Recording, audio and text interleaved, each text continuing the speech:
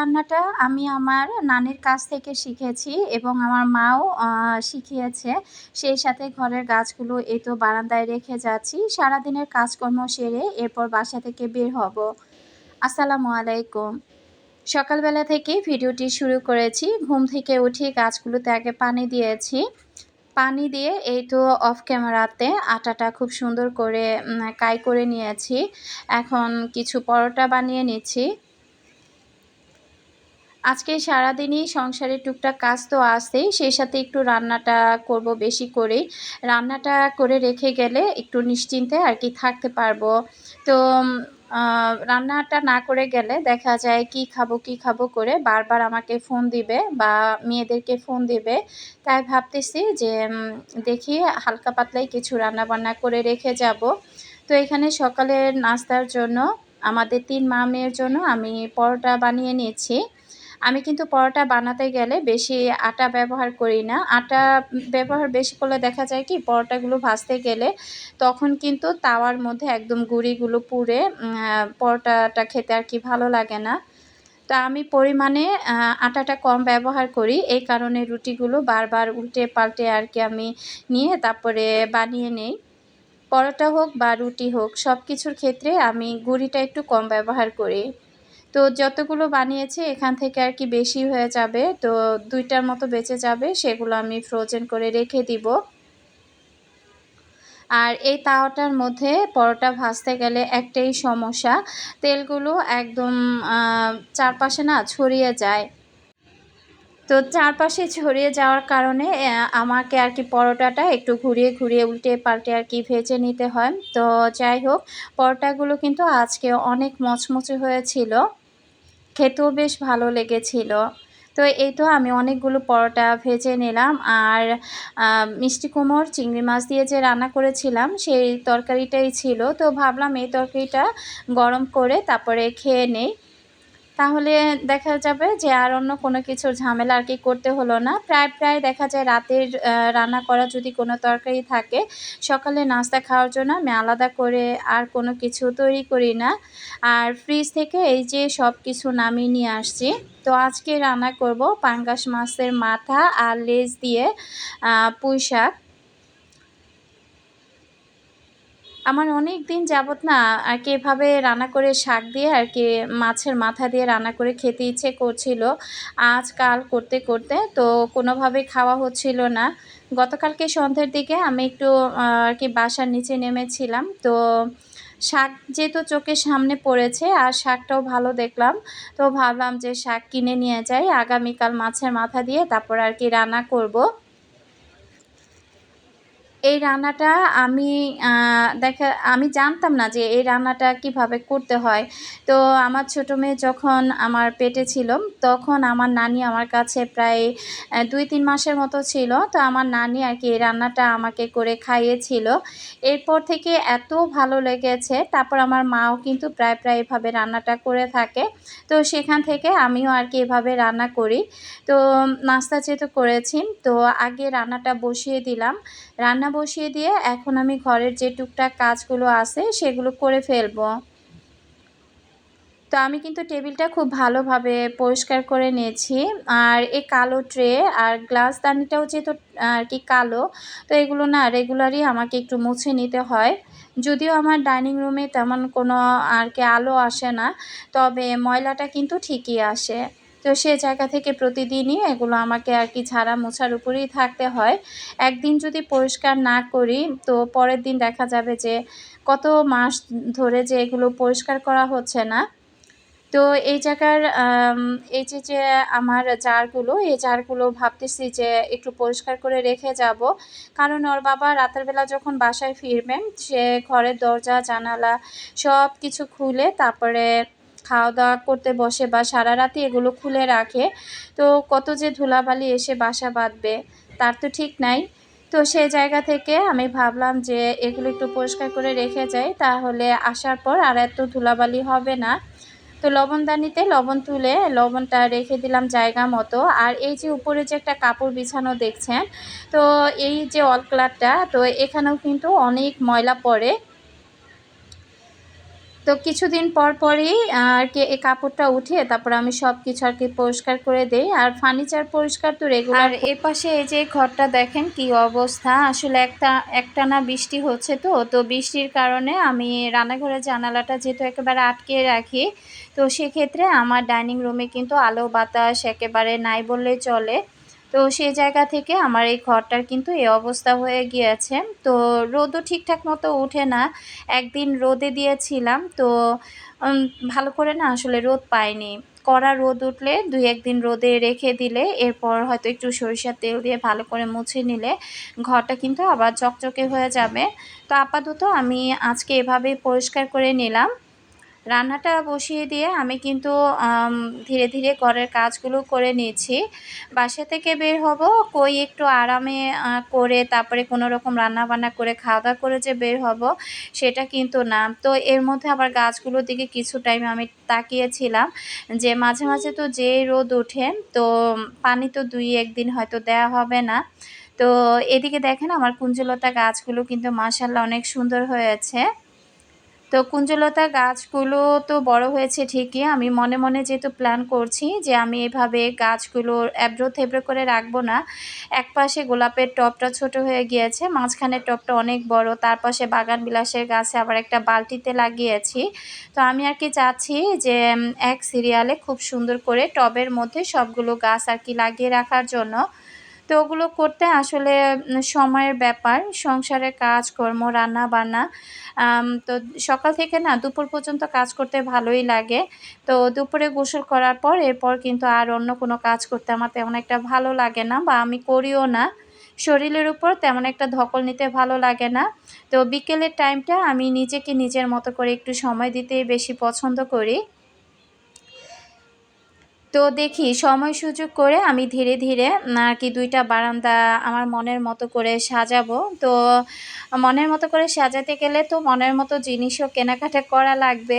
তো দেখা যাক যে কি করতে পারি। তো আপাতত যেভাবে আছে সেভাবেই সাজাতে থাকি। তো আমি কিন্তু ওইদিকে জারগুলো ভালো করে শুকনা কাপড় দিয়ে মুছে পরিষ্কার করে নিয়েছি। আর এখন এই তো ভাতটা রান্না হয়ে গিয়েছে। এখন আমি চুলাতে তরকারিটা বসিয়ে দিব। অল্প পরিমাণেই রান্নাবান্না করব, কারণ আমরা বাসা থেকে যদি কোথাও বের হই, তো একটা জিনিস কি ওর বাবা না রাতের বেলা বাসায় ফিরে ওইভাবে খেতেই চায় না, বা ফ্রিজে কি রান্না করে রেখে গেলাম, কি আছে না আছে ওইভাবে কিন্তু ও দেখেই না। তো বাসায় এসেই আগে একটা ফোন দিয়ে বলবে যে আমি কি খাবো। এটা একেবারেই তার একটা বদ অভ্যাস বলতে পারেন। যত ফ্রিজে রান্নাবান্না করে রেখে যায় না কেন, তো সে বারবারই বলবে যে আমি ভাত রান্না করে খেতে পারবো না। সে কিন্তু ভাত রান্না করতে পারে। খিচুড়িটাও কিন্তু খুব সুন্দর করে রান্না করতে পারে। তবে সে আর কি করে খাবে না, এটাই হচ্ছে বড় একটা সমস্যা। তো এই কারণে কিন্তু আমি বাসার বাইরে গিয়ে ২ দিন কি ৩ দিনের বেশি আমি থাকতেই পারি না।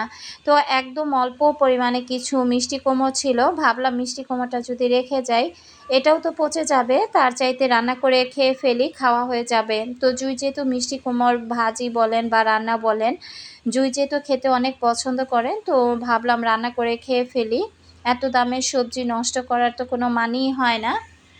আমি কিন্তু আমার সংসারের কাজকর্ম কথা বলতে বলতে অনেক দূর চলে আসছি। আমার প্রিয় আপু এবং আন্টিদেরকে রিকোয়েস্ট করব, যারা ভিডিওটি ক্লিক করেছেন এখনও পর্যন্ত একটি লাইক দেননি, প্লিজ একটি লাইক দিয়ে ভিডিওটি কন্টিনিউ করবেন।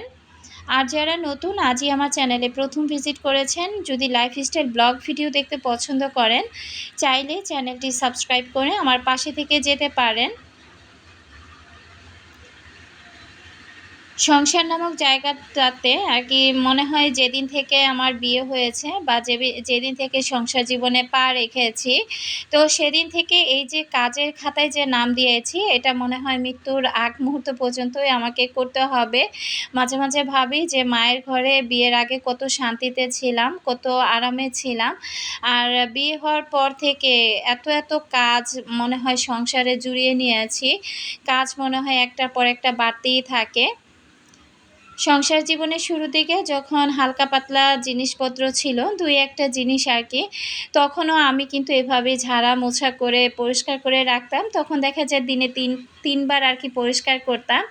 যেহেতু একটা রুম নিয়ে থাকতাম আর একেবারেই অল্প জিনিসপত্র ছিল, তো সে জায়গা থেকে কিন্তু বেশি কাজ ছিল না। তারপরেও না ঘুরে ফিরে বারবার ওই জিনিসগুলোই ধোয়া মোছা করতাম। তো ওই দিক থেকে আমি সবকিছু যখন মোছামুছি করতেছিলাম, জবাকে বললাম যে, "মা তাড়াতাড়ি করে ঘরটা একটু আম্মুকে ঝাড়ু দিয়ে ঘরটা একটু মুছে দাও।" তো সে আর কি বলতেছে, "ঘর মুছে লাভ নাই। ২ দিন বাসায় থাকবা না। এসে দেখবা এর চাইতেও বেশি নোংরা হয়ে আছে। তার চাইতে দরকার নাই।" তো দেখেন আমার বড় মেয়ের অবস্থা। তো সে কিন্তু ঘর ঝাড়ু দিতে, দিতে অলরেডি সে বসে পড়েছে। সে কি করে যদি বারান্দা ঝাড়ু দেয়, ঘরটা ঝাড়ু দিতে গিয়ে ০.৫ ঘন্টা রেস্ট করবে। তারপরে আবার ডাইনিং রুমটা ঝাড়ু দিয়ে ০.৫ ঘন্টা রেস্ট করবে। আবার ওই রুমের বারান্দা ঝাড়ু দিয়ে ৫ মিনিট রেস্ট করবে। কিছু টাইম মোবাইল টিপে তারপরে আবারও ঘরটা ঝাড়ু দিবে।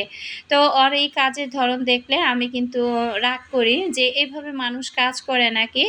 যখন কাজ করতেছো কাজ করবে। কাজ করে পুরোটা বাসা একবারে ঝাড়ু দিয়ে দরকার হলে ১০ মিনিট রেস্ট করো বা একটু পানি খাও। তারপরে না হয় আবার ঘরটা মুছে নিও। তো সে আমাকে ঘর মুছে দিবে না। বলতেছে, "আম্মু ঘর মোছার দরকার নাই। যখন বাসায় আসবো এসে তখন ঘর মুছবো।" আসলে দাওয়াতে যাব গাজীপুরে। তো গাজীপুরে দাওয়াতে যাওয়ার আগে ভাবলাম যে যাবো তো আসলে বিকেল দিকে। তো এত তাড়াহুড়া করে লাভ নাই। তো আমাদেরকে আরো ১ দিন আগেই যেতে বলছিল। তো ভাবলাম যে এত তাড়াহুড়া করে লাভ নাই। আগামীকাল যেহেতু অনুষ্ঠান, তো আজকে বিকেল দিকে গেলেই আরকি ভালো হবে। তো আমার এই ভিডিওটা আমি যেদিন শ্যুট করেছিলাম সেদিনও কিন্তু বৃহস্পতিবার ছিল। আবার আজকেও কিন্তু বৃহস্পতিবার।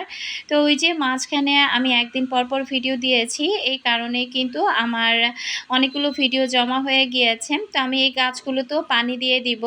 তো উম আ মানি প্লান্ট গাছগুলো বারান্দায় রেখে গেলাম। বারান্দায় এই ২ দিন আলো বাতাসে গাছগুলো কিন্তু আরো সতেজ হয়ে উঠবে। তো মিষ্টি কুমড়া ভাজিটা রান্না করা শেষ। আর এখন আমি এই কড়াইতেই আরকি তরকারিটা বসিয়ে দিব। আচ্ছা, এখন আমি একটা কথা বলি। আমার অনেক নতুন, নতুন আপুরা বা আন্টিরা আমার সাথে হয়তো এড হয়েছেন। আমাকে খুব ভালো বাসা দিয়েছেন। তো যারা নতুন এড হয়েছেন বা এখনো পর্যন্ত আমাকে কোনো কমেন্ট করেননি, চুপি, চুপি আমার ভিডিওগুলো দেখে যাচ্ছেন। আপনাদের সবাইকে আমার মন থেকে অনেক, অনেক ভালোবাসা জানাচ্ছি। কারণ আপনাদের এই ভালোবাসা আর ভালো লাগা থেকেই যেহেতু আপনারা আমার ভিডিওগুলো দেখেন, তো সেই জায়গা থেকে আমারও খুব ভালো লাগে যে ভিডিওগুলো আপনাদের সাথে আমি শেয়ার করি। সবাইকে অনেক, অনেক ভালোবাসা আবারও জানাচ্ছি। আর সবাইকে বলে দিব যে প্লিজ একটি লাইক দিয়ে ভিডিওটি কন্টিনিউ করবেন। তো এখানে কিন্তু আমি মসলা দিয়ে সবকিছু ভালোভাবে কষিয়ে নিয়েছি। তো মসলার মধ্যে দিয়েছিলাম আদা রসুন বাটা, তারপরে হলুদের গুঁড়া, মরিচের গুঁড়া আর ধনিয়ার গুঁড়া। তো মসলা যত ভালো কষানো হবে সেই তরকারির স্বাদ কিন্তু ততই বেশি হবে। আমি ঝালের পরিমাণটা একটু বেশি দিয়েছি। তো আমি কিন্তু মাথাগুলো ৪-৫ মিনিট এই মসলা দিয়ে কষিয়ে নেব। এরপর অল্প করে পানি দিয়ে মাথাগুলো ভালোভাবে কষিয়ে নেব। তো এদিকে মেয়ে এই যে চাদর তারপরে শুকিয়ে গিয়েছে। চাদরগুলো জানেন ২ দিন যাবত আমি শুকিয়েছি। রোদই উঠতেছিল না। কি যে একটা অবস্থা, কতক্ষণ ঘরে দেই, কতক্ষণ বারান্দাতে দেই। তো এমন করতে, করতে আমার ২ দিন লেগেছে। চাদরগুলো কিন্তু একেবারে কুঁচকে আছে।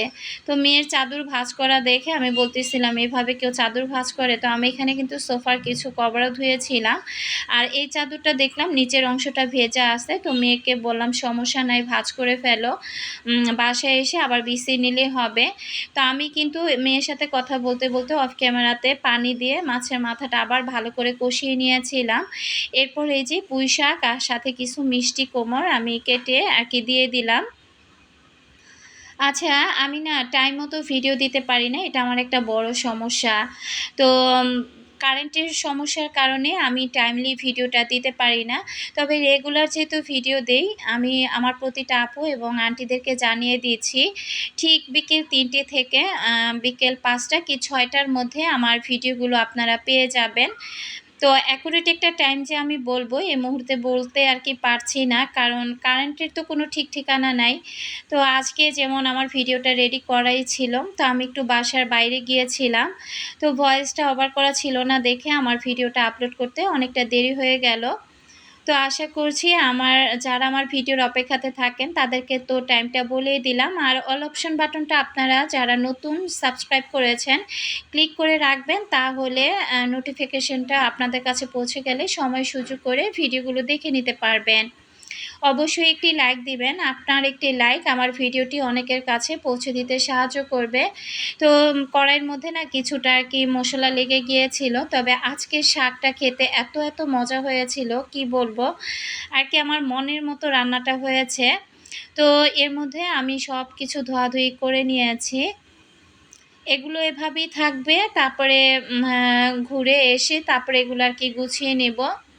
চুলাটাও খুব সুন্দর করে পরিষ্কার করে চারপাশটা পরিষ্কার করে ফেললাম। আর এখন আমি গোসল করে অফ ক্যামেরাতে আমরা সবাই খাওয়া দাওয়া করে নেব আর যাওয়ার জন্য এই তো আমরা রেডি হয়ে গিয়েছি। আজকের মতো বিদায় নিলাম, দেখা হবে আগামীকাল। আল্লাহ হাফিজ।